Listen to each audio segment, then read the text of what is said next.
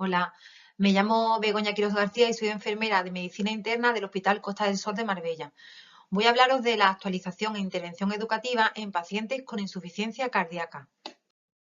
Entre los aspectos que voy a tratar, voy a hablaros de qué beneficios se han demostrado que tiene la intervención educativa por parte de enfermería en los pacientes con insuficiencia cardíaca, cuál es el perfil actual de nuestros pacientes y cómo influye nuestra labor en ellos.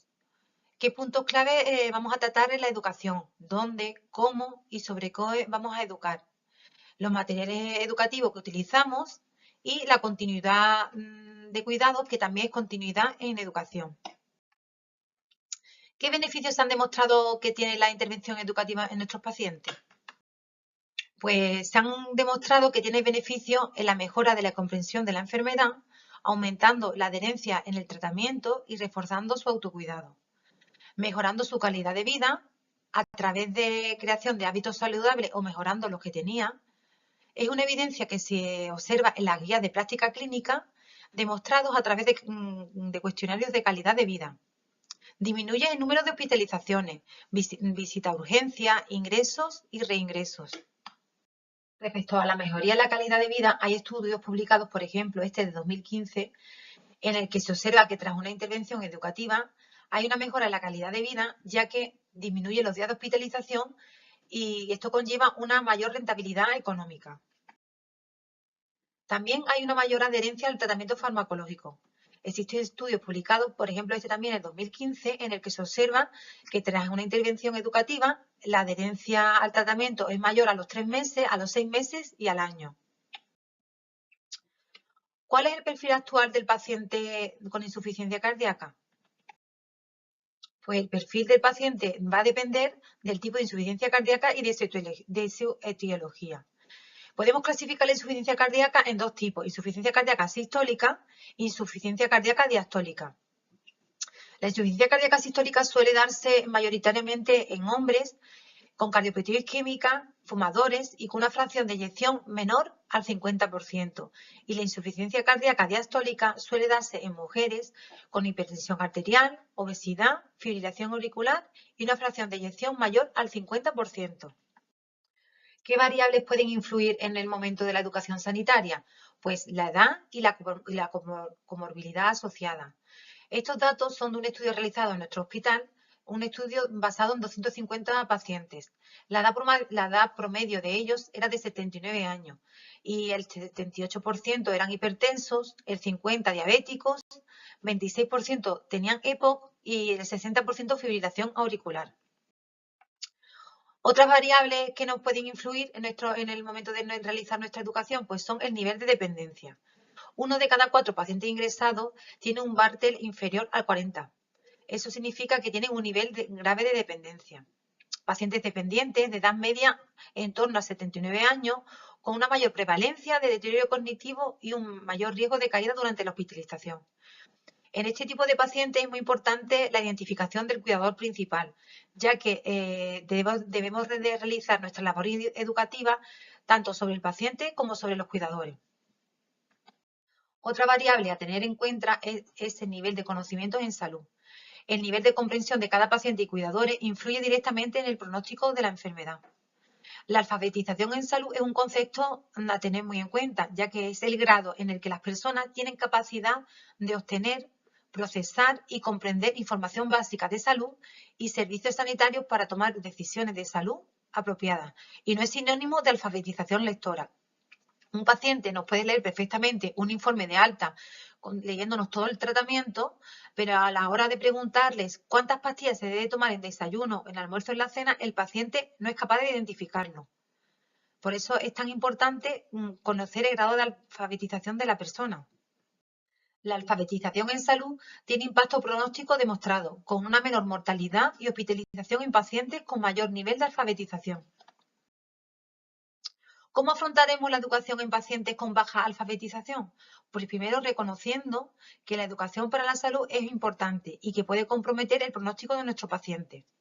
Tenemos que identificar aquellos pacientes con riesgo de tener un nivel bajo de instrucción en salud, examinar a los pacientes que estén en riesgo, documentar los niveles de alfabetización en salud y las preferencias de aprendizaje de nuestros pacientes y adaptarnos a ellas, Y por último, integrar estrategias para facilitar la comprensión en salud. Otras variables que nos pueden influir son la depresión y la ansiedad. 1 de cada 4 pacientes con insuficiencia cardíaca presenta algún tipo de desorden depresivo y 1 de cada 5 presenta ansiedad. Como consecuencia podemos obtener que tiene una disminución en el nivel de autocuidado con efectos sobre la cognición, la función, el apoyo social y la motivación y el compromiso, con una menor adherencia a la medicación, aumentando la hospitalización y la mortalidad. Ahora voy a hablaros de los puntos claves en educación en insuficiencia cardíaca. ¿Dónde educamos? Los pacientes con insuficiencia cardíaca son atendidos en el ámbito del programa de insuficiencia cardíaca.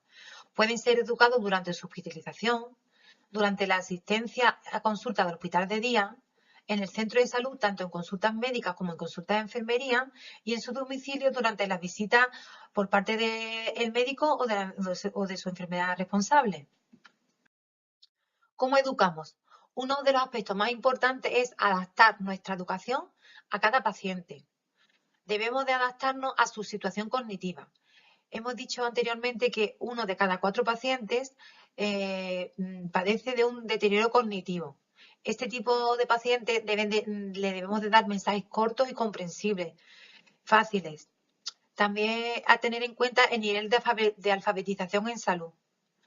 Su nivel de conocimientos previos en insuficiencia cardíaca. No es lo mismo un paciente crónico que un paciente de reciente diagnóstico. Los pacientes crónicos que han recibido anteriormente educación en insuficiencia cardíaca, a ellos debemos de reforzarles aquellos aspectos en el que veamos que tiene flaqueza, aquellos conceptos que no le quedan claros. En cambio, a los pacientes de reciente diagnóstico debemos de empezar desde cero, dándole prioridades al control de signos y síntomas para evitar reingresos precoces.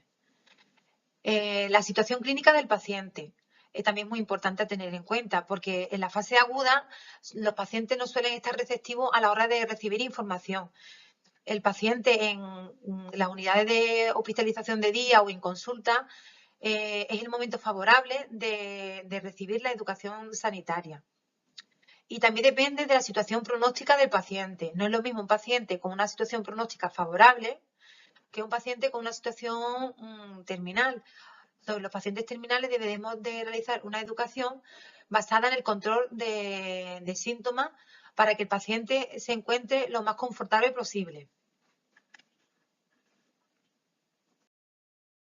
¿Sobre qué educamos? Pues vamos a educar en el autocuidado diario, en la toma adecuada de tratamiento, en la monitorización diaria de signos y síntomas, en la dieta, en el ejercicio físico y los hábitos tóxicos. Dentro de la toma adecuada de tratamiento son 5 aspectos claves que tenemos que tener en cuenta. Que no puede faltar la medicación, conciliar el tratamiento, identificar aquellos fármacos que cambien, evitar riesgos e incumplimientos y hacerle ver al paciente que el tratamiento médico no debe limitar su vida. Con respecto a que no puede faltar la medicación, cuando un paciente se va de alta, debemos de asegurarnos que se va con recetas suficientes para que cuando llegue a casa no se vea en falta de medicación. Debemos de conciliar el tratamiento con los horarios del paciente, viendo a qué hora desayuna, almuerza y cena y adaptándolo a su rutina diaria para que sea más fácil incorporar esa nueva administración de medicamentos. Debemos de identificar cuáles son los fármacos que cambian. El paciente al alta debe de saber comprender e identificar cuáles son los fármacos que el médico le ha modificado para evitar la duplicidad en su ingesta. Debo de explicarle cuáles son sus efectos secundarios comunes para que sí evitar que el paciente, por culpa de ello, realice un incumplimiento o abandono del tratamiento. Debemos de explicarle también que en situaciones como viajes, enfermedades agudas, cambios en su rutina, el tratamiento no lo debe de limitar, sino que debe de adaptarlo para que no lo abandone. Con respecto a la monitorización diaria de signos y síntomas, debemos de explicarle que una identificación precoz de signos de descompensación hará que ingrese menos veces por este motivo, por la insuficiencia cardíaca. En nuestra intervención debemos explicarlo de forma fácil y con un lenguaje comprensible. Debemos de explicarles qué deben de vigilar y en qué momento hacerlo. Y por último, los pacientes deben saber qué hacer cuando se encuentre con datos de descompensación. Uno de los aspectos que debe de controlar su peso corporal. Debemos de aconsejarle qué tipo de básculas deben de utilizar. Básculas con números grandes, fácilmente visibles. Si son digitales, mejor. Digital mejor que analógica, ya que al verse el número para ellos es mucho más fácil interpretarlo. Que sea grande y que sea de fácil acceso. ¿Cuándo deben de pesarse? Pues cada mañana a la misma hora, siempre después de orinar, antes de comer o beber nada. Preferiblemente desnudo. Y si tiene que ser con ropa, intentar que siempre sea el mismo tipo de ropa. Deben de registrarlo en un libro de registro diario, para así poder comparar resultados con los días anteriores. Y hacerle ver que deben de preocuparse cuando hay un aumento mayor de 2 kilos en 3 días. A diario también debe de valorar la aparición o el aumento de los edemas. Todos los días deben de examinarse ambas piernas para ver si hay hinchazón en tobillos o si aumenta la que previamente existía. Si el paciente está encamado, los edemas se localizarán en la región de espalda y glúteo. ¿Cuándo hay que valorarlo? Pues es recomendable cuando se levanta. ¿Y hasta dónde llegan? Pues tobillo, espinilla, rodilla, región genital. Cuanto más asciende los edemas, mayor retención de líquido habrá. ¿Y qué debe de hacer si aparecen los edemas o estos aumentan? Pues lo primero que tiene que comprobar el paciente es que está tomándose correctamente el tratamiento y que está haciendo bien la dieta sin sal. Una vez comprobado que eso lo está haciendo correctamente, pues deberá de seguir las instrucciones que en el informe de alta vienen descritas, en el que deberá de ponerse en contacto con su médico de atención primaria o con la enfermera del programa de insuficiencia cardíaca. Para el control diario de la tensión arterial, que es uno de los aspectos también importantes a tener en cuenta, debemos de aconsejarle qué aparato adquirir. Que sea un tensiómetro de números grandes y fácilmente visibles. Que sea de medición mejor en brazo que en muñeca. Que deben de tomarse la tensión arterial 2 horas después de administrarse la medicación en el desayuno. Que también deben de registrarlo en el libro de registro o en el libro diario de control, para así poder comparar los resultados con los días anteriores. ¿Y cuándo debe de preocuparse? Pues cuando las cifras sean mayor a 150-90 de forma repetida, deberán de consultar con su médico o su enfermera, o cuando la cifra sea mayor a 180-100, que debería de consultar en urgencias, perdón. Otro aspecto a tratar muy importante es la dieta sin sal. Como no conocemos cuál es la cantidad idónea de sal que los pacientes de insuficiencia cardíaca deben de tomar, pues entonces debemos de dar consejos encaminados a evitar una ingesta excesiva, una ingesta mayor a 6 gramos al día. Debemos de explicarle que no es fácil contar cuánta sal consumimos. Por eso nuestros consejos serán que siempre seleccione los alimentos bajos en sal, que reduzca la sal que se le agrega a la cocción durante la cocción casera de los alimentos, durante la realización de la comida en casa. Que cuando salga de casa a comer, vaya a casa de familiares o a restaurantes, que por favor pida comida con bajo contenido en sal o que no le aporten sal durante la realización de ellas. Que enjuague los alimentos enlatados antes de cocinarlos y de comerlos. Y que evite el consumo de comidas instantáneas y aperitivos salados, ya que estos son los que mayor aporte de sal contienen. El consumo de líquidos. La cantidad aconsejada de líquidos diarios es de 1,5 litros a 2 al día. Esto puede modificarse durante el verano. Por el calor, la sudoración, puede aumentar la cantidad de líquidos que tome. Es muy importante que la restricción de líquidos se realice en pacientes con insuficiencia cardíaca avanzada. Cuando hablamos de consumo de líquidos, no solo de agua, sino de sopas, infusiones, todo tipo de alimento líquido que tome va incluido en el volumen diario a consumir. Sobre el ejercicio físico es importante aconsejarle que es muy beneficioso, ya que aumenta su capacidad física y mejora su calidad de vida. Los tipos de ejercicios a recomendar son ejercicios de baja y media intensidad aeróbica, que evite ejercicios de alto impacto, ejercicios bruscos, y lo fundamental es que se adapte el ejercicio a la capacidad de cada paciente. Los hábitos tóxicos. Dejar de fumar está recomendado en todos los pacientes con insuficiencia cardíaca, por su demostrado impacto en la supervivencia. Con respecto al consumo de alcohol, recomendaremos que los hombres realicen una ingesta de 2 o menos bebidas estándar diarias y las mujeres una bebida diaria. Os voy a hablar ahora de los materiales educativos que utilizamos en nuestro hospital. Hemos elaborado una serie de trípticos que se lo aportamos al paciente durante su ingreso, sobre el que nos basamos a la hora de realizar la educación. Y así también de cara al alta le sirve para recordarlo en casa. Son materiales educativos sencillos, visuales, en el que el paciente con una simple vista puede ver cuáles son los aspectos clave que queremos transmitirle. Este primero es un tríptico en el que hablamos del autocuidado diario, los 5 que se realizan en 5 minutos y los 4 aspectos a tener en cuenta para valorar. Primero el peso, como he dicho antes, le hablamos del peso, de la importancia de pesarse todas las mañanas, antes del desayuno, después de orinar, que si el paciente está encamado y no puede levantarse, la importancia de valorar los edemas. De toda esta información, aparte del paciente, por supuesto, se lo debemos de aportar al cuidador principal, ya que son pacientes, como comenté anteriormente, dependientes, también con deterioro cognitivo, con lo cual a la hora de realizarle a él la educación sanitaria, el cuidador principal nos va a servir de gran ayuda.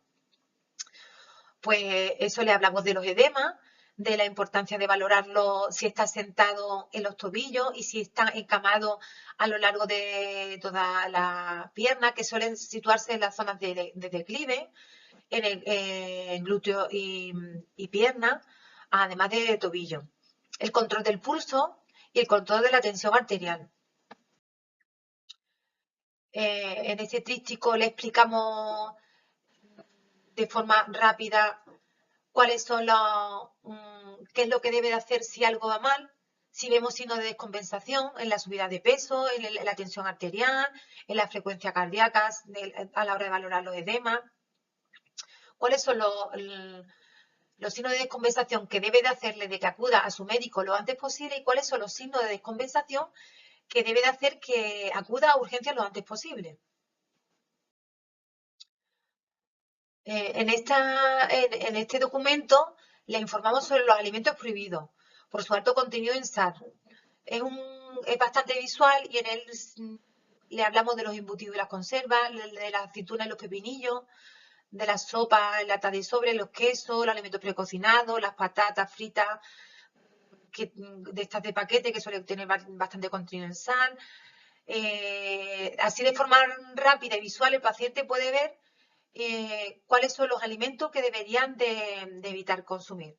También le hablamos de los condimentos aconsejados, de la existencia también de una sal sin sodio, 0% de sodio, que es así de sí puede consumirla. Y aquí también le mostramos de forma gráfica la equivalencia de los líquidos, para que ellos hagan sus cálculos y puedan ver cuánta cantidad pueden ingerir al día.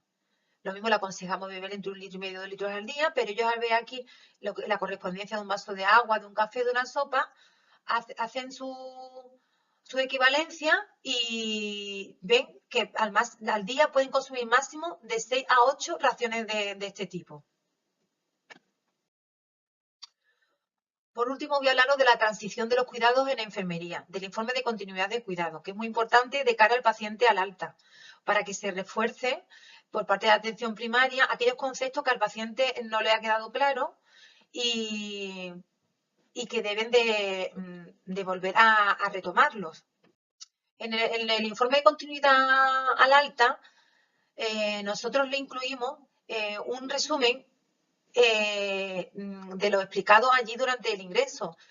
Le informamos a la enfermera responsable en el centro de salud de qué educación ha recibido, de los signos de alarma de descompensación, de que se le ha adaptado su tratamiento médico a la situación actual.